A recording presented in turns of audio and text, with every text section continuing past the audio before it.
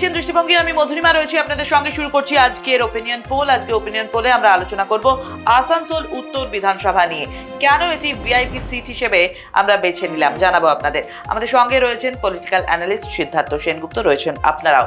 আসুন দেখে নিই বর্তমানে এই বিধানসভা আসনে কে বিধায়ক রয়েছেন। শাসক দলের মন্ত্রী বিধায়ক মলয় ঘটক রয়েছেন এখানে। কেন এটি ভিআইপি সিট আসুন দেখে নিই। ভিআইপি সিট বলছি এটিকে কারণ রাজ্যের মন্ত্রী মলয় ঘটক এই কেন্দ্রের বিধায়ক। 2011 সালে এই আসনটি সিপিআইএম এর থেকে ছিনিয়ে নেয় তৃণমূল কংগ্রেস। 19 লোকসভা নির্বাচনে বিজেপি এগিয়ে থাকলেও 11, 16, 21 টানা 3 বার আসানসোল উত্তরে জয়ী হয়েছে তৃণমূল কংগ্রেস। 24 লোকসভা ভোটেও এই বিধানসভা আসনে লিড পেয়েছে বাংলার শাসক দল। 4টি পয়েন্ট আপনাদের সঙ্গে শেয়ার করলাম, বিশ্লেষণ শুনবো সিদ্ধার্থর কাছে। সিদ্ধার্থ, দেখো এই আসনটি মানে আসানসোল উত্তর, এটি তো দেখো বর্ধমানের মধ্যে পড়ে। একসময় হচ্ছে বামেদের শক্তঘাটি, লাল দুর্গ সবকিছু মিলে, এবং তারপরে যেটা হলো যে তোমার হচ্ছে চেঞ্জ হলো, এবং হচ্ছে ওই আসানসোলের ওই চত্বরটাতে হচ্ছে বিজেপির প্রভাবটা বাড়ে। আসানসোল লোকসভার মধ্যেই পড়ে এটা, ফলে সেইখানটাতে দেখা গেছে যে তোমার হচ্ছে বিজেপির আর কি সাংসদ, এরকম ব্যাপারগুলো। কিন্তু যিনি বিধায়ক, বর্তমান বিধায়ক এবং রাজ্যের গুরুত্বপূর্ণ মন্ত্রী মলয় ঘটক, তিনি কিন্তু ওখান থেকে পরপর করে জয়লাভ করে গেছে। তো ফলে তোমার হচ্ছে যে এই জায়গাগুলো মানে অন্যান্য বেশ কিছু জায়গার মতন আসানসোলের এই জায়গাটা, এই পার্টটাতে তোমার কিন্তু একটা বিজেপি বনাম তৃণমূলের একটা দ্বৈরথ চলছে, এবং কে এগোবে কে পিছবে এই একটা নিয়ে একটা দ্বন্দ্ব চলছে, এবং মানুষের মনেও প্রশ্ন রয়ে গেছে। ফলে তোমার হচ্ছে 2026-এ যখন হচ্ছে বিজেপি ঝাঁপাচ্ছে, তৃণমূল ঝাঁপাচ্ছে, সব মিলে এই জায়গাটাতে কি দাঁড়াচ্ছে। এবং যে কোনো জায়গায় যখন সিদ্ধার্থ সেখানকার বিধায়ক শাসক দলের হয় এবং তার সঙ্গে তিনি মন্ত্রিত্বও পালন করছেন, স্বাভাবিকভাবেই কিন্তু একটা আলাদা গুরুত্ব থাকে, সেখানকার মানুষজনেরও আলাদা করে নজর থাকে। মলয় ঘটক যথেষ্ট গুরুত্বপূর্ণ, একদম মানে দীর্ঘদিন ধরে সামলাচ্ছেন এই বিষয়টি। আসি আমরা পরের প্লেটে, যেখানে প্রশ্নোত্তর পর্বে আমরা চলে যাব। এখানকার স্থানীয় মানুষদের কাছে আমরা কিছু প্রশ্ন রেখেছিলাম, দেখি তারা কি উত্তর দিয়েছেন। এলাকার বিধায়কের কাজকর্মে আপনি কতটা খুশি, কি বলেছেন আসানসোল উত্তরের মানুষজন? খুব খুশি বলেছেন 15%, খুশি 16%, মোটামুটি 19%, খুশি নই 18%, অত্যন্ত অখুশি 11%, জানি না 21%। পরের প্রশ্ন, আপনার বিধায়ক বদল করতে চান কি? এক্ষেত্রে চান না বলেছেন 36% মানুষ, হ্যাঁ বলেছেন 27% মানুষ, সিদ্ধান্ত নেননি 29% এবং বলবো না বলেছেন 8% মানুষ। পরের প্রশ্ন রেখেছিলাম রাজ্যের সরকার বদল করতে চান কি? সেক্ষেত্রে চান না বলেছেন 50% মানুষ, বাকি ক্ষেত্রে হ্যাঁ 25%, সিদ্ধান্ত নেননি 14% এবং বলবো না বলেছেন 11% মানুষ। অর্থাৎ 3টি প্রশ্নের ক্ষেত্রে যে উত্তর উঠে এসছে গোটাটাই এখানে রয়েছে। একটা শুধু বিশ্লেষণে যাওয়ার আগে আমি সিদ্ধার্থকে একটা জিনিস শুধু বলবো, আমার যেটা নজরে পড়লো আপনাদের সঙ্গে শেয়ার করতে গিয়ে, যে এলাকার বিধায়কের কাজকর্মে আপনি কতটা খুশি। এক্ষেত্রে খুশি, খুব খুশি, মোটামুটি খুশি নই, যা হয়েছে হয়েছে, অত্যন্ত অখুশি, জানি না, বাকি প্রত্যেকটা ইন্ডিভিজুয়ালের থেকে অনেক বেশি 21%। আমি জানি না এটা কতটা মানে নির্ধারণ ক্ষমতা রাখছে এই আসন্ন নির্বাচনের ক্ষেত্রে। বাকিটুকু তোমার থেকে শুনতে চাই।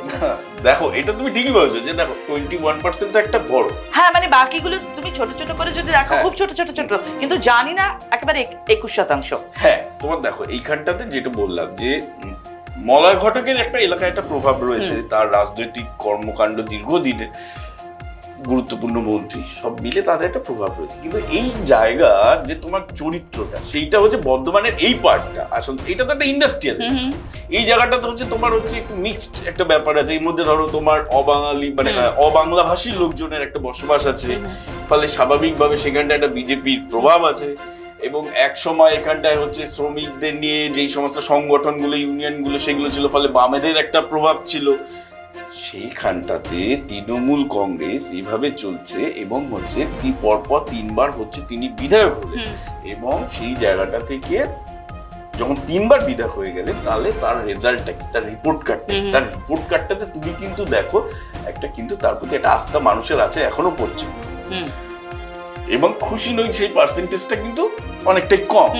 আর জানি না যেটা বলছো এটা হচ্ছে ফ্লোটিং, আমাদের ভাষাতে যদি বলি এটা হচ্ছে ফ্লোটিং। এরা না মানে ওই যে কিছু মানুষ থাকেন যারা হচ্ছে দেখেন পরিস্থিতি হচ্ছে কোন দিকে তোমার ব্যালেন্স করা, হ্যাঁ, ব্যালেন্স শেষ পর্যন্ত গিয়ে সিদ্ধান্ত নেওয়া, হ্যাঁ। তো সেই এটা আর কি একটা গুরুত্বপূর্ণ ভূমিকা নেয়, এটাকে আমরা সবসময় এই ফ্লোটিংটাকে একটা গুরুত্বপূর্ণ জায়গায় রাখি। এবার এলাম হচ্ছে আমরা আপনার বিধায়ক বদল করতে চান কিনা, সেই জায়গাটাতে তুমি দেখো হচ্ছে অনেকটাই বিধায়কের উপরই আস্থা আছে এখনো পর্যন্ত মানুষ। এবং এই ক্ষেত্রে এই দুটো প্রশ্নের ক্ষেত্রেই কিন্তু মানে সমান্তরাল পথেই এগিয়েছে হয়তো। না না না, সেইখানটাতে তোমার দেখো বিধায়ক বদল করতে চান না মানে অর্থাৎ বিধায়কের প্রতি আস্থা রেখেছেন 36% মানুষ, আর রাজ্য সরকারের উপর আস্থা রেখেছেন কিন্তু হচ্ছে 50% মানুষ। হ্যাঁ, অর্থাৎ বিধায়ক বদল করতে চান না, অর্থাৎ সরকারের যিনি প্রতিনিধিত্ব করছেন বিধায়ক, মন্ত্রিত্ব রয়েছে যার মলয় ঘটক, তার উপরে ভরসা বেশি রয়েছে, এবং সরকার বদলাতে চান কিনা সরকারের উপরেও ভরসা বেশি রয়েছে। যেটা বলতে চাইছি যে বিধায়কের উপর অবশ্যই আস্থা আছে। যদি তুমি এই জায়গাটা একবার তুলনা করো যে হচ্ছে বিধায়ক এবং রাজ্য সরকার, সেই জায়গাটা দেখবে যে বিধায়কের তুলনায় রাজ্য সরকারের উপর হচ্ছে বেশি আস্থাটা রয়েছে। হ্যাঁ হ্যাঁ, অবশ্যই সেটা রয়েছে, কিন্তু অনেক ক্ষেত্রে আমরা যেমন দেখি যে যিনি বিধায়ক রয়েছেন তার উপর হয়তো অতটা ভরসা নেই, কিন্তু রাজ্য সরকারের উপর ভরসা রয়েছে। আমি বলতে চাইছি সেই জায়গায় কিন্তু একটু প্যারালাল জায়গাতেই চলছে। হ্যাঁ, আসবে এবার পরের প্লেটে, যেখানে আমরা পূর্বের কিছু ভোটের ফলাফল আপনাদের সঙ্গে শেয়ার করে নেব। 16 বিধানসভা নির্বাচনে কি ফলাফল হয়েছিল আসানসোল উত্তরে। তৃণমূলের জয়ের ব্যবধান ছিল এখানে 23,897টি ভোটের, যেখানে প্রায় 46.12% ভোট গেছিল তৃণমূল কংগ্রেসের ঝুলিতে, আর বিজেপির ক্ষেত্রে গেছিল 33.11%, বাম কংগ্রেস জোট 17.36%, অন্যান্য 3.41%। পরবর্তীতে 19 লোকসভায় বিধানসভা ওয়ারি যে ফলাফল, সেক্ষেত্রে কি হয়েছিল, বিজেপির লিড ছিল 20,314টি ভোটের, যেখানে 50.12% ভোট গেছিল বিজেপির ঝুলিতে।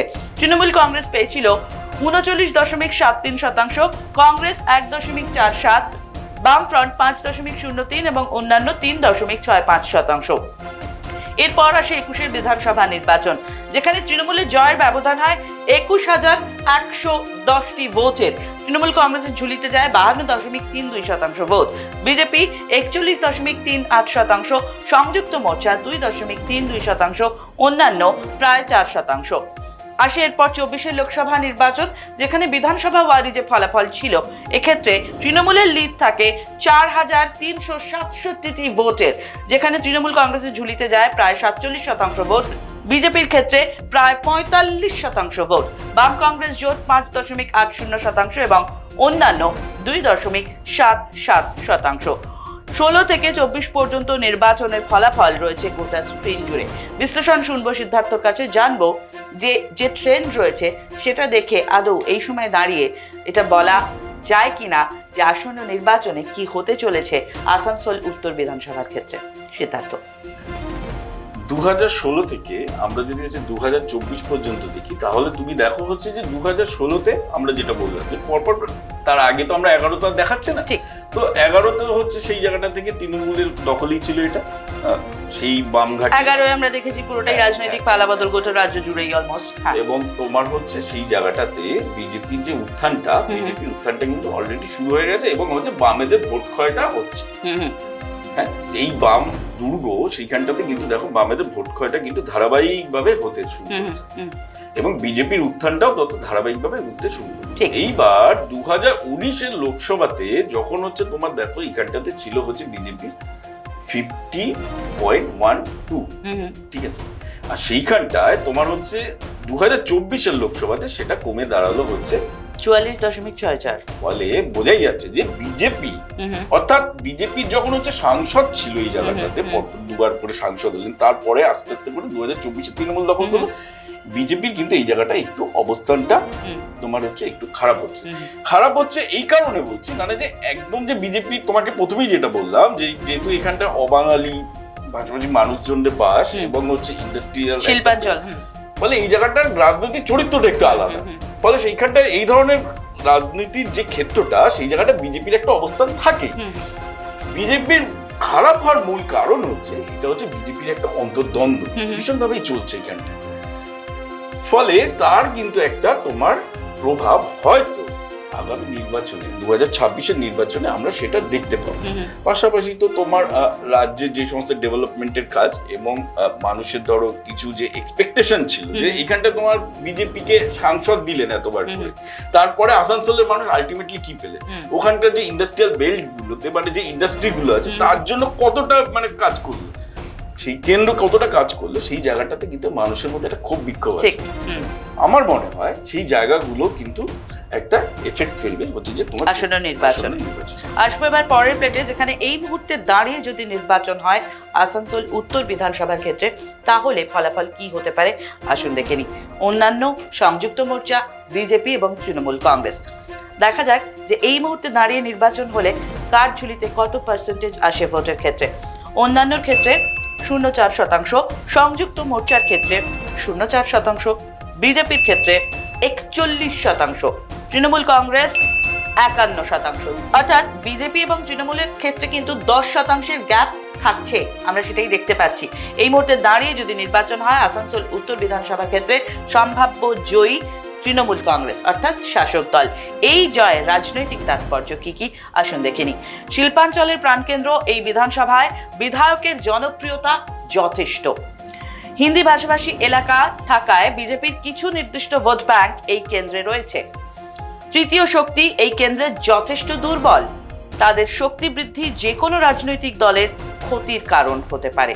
বিস্তারিত জানবো সিদ্ধার্থর কাছে। সিদ্ধার্থ, দেখো এইখানটা যে তিনটে পয়েন্ট আমরা দেখাচ্ছি, হ্যাঁ এই তিনটে পয়েন্ট নিয়ে মোটামুটি আমরা দুটো পয়েন্ট নিয়ে তো আমরা আলোচনা করলাম, যে ধরো হিন্দিভাষী এলাকায় থাকার জন্য হচ্ছে কিছুটা ভোট ব্যাংক হচ্ছে বিজেপির দিকে স্বাভাবিকভাবেই থাকে, আর হচ্ছে শিল্পাঞ্চলের হচ্ছে প্রাণকেন্দ্রে ফলে জনপ্রিয়তা যথেষ্ট মলয় ঘটে, এটা তো প্রথমেই বলি।